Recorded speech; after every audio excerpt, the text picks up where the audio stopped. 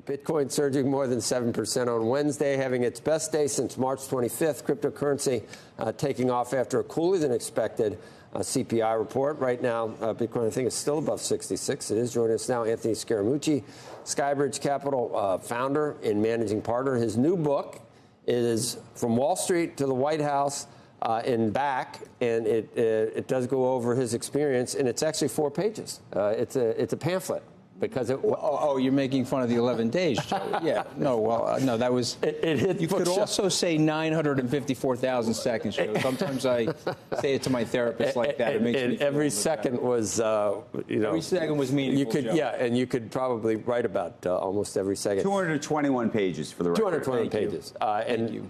Is there see, if I pay him to read it, he charges me for the index. There's no index. No, I read it. You can buy it on Audible. I read it. My God, I'm Thank you, Joe. Thank you for bringing up the book. Are you? Do you have updates on the institutional adoption of Bitcoin? I've seen some comments just recently. The PayPal guy said everything is eventually going to be on Lightning or something. I mean, the Lightning Network. Well, I mean, listen, we'll talk about Lightning Network if you want, but I think the institutional adoption is happening now.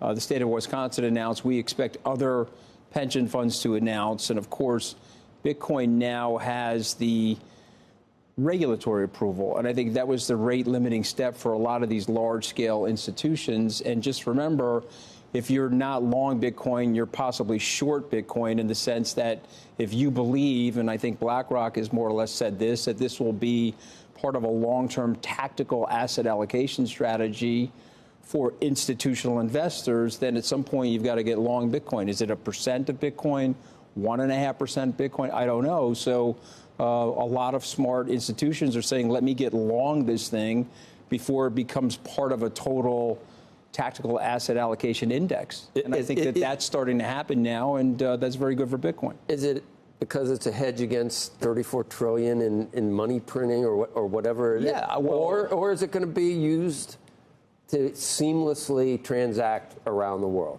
or both? So, I'm in the digital gold category. At this point. Yeah, Michael Saylor.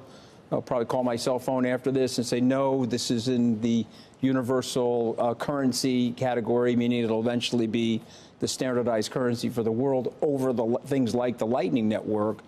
But I think what's important for people to do is to do the homework on Bitcoin, because when you do the homework on Bitcoin, you go towards Bitcoin. I know very few people that have done the homework, several hundred hours of understanding Bitcoin, not just reading the right white paper, but really understanding the history of money and all the different boxes that Bitcoin checks off. That was kind of a revelation. But I've been in trouble on this because SkyBridge announced our Bitcoin position in November of 2020. And a lot of institutions, wirehouses, they didn't like it. They didn't like the position. It's 4 years later. Now these very same wirehouses are adopting the position and are getting long the ETF, or at least allowing their financial advisors to recommend the ETF. And so, sometimes when you're early, you get a lot of bumps and scrapes. But I think it pays to be early in Bitcoin. And I think we're still early in Bitcoin. But if if there's 21 million and it's going to eventually have some percentage of what the gold market is, why it should be.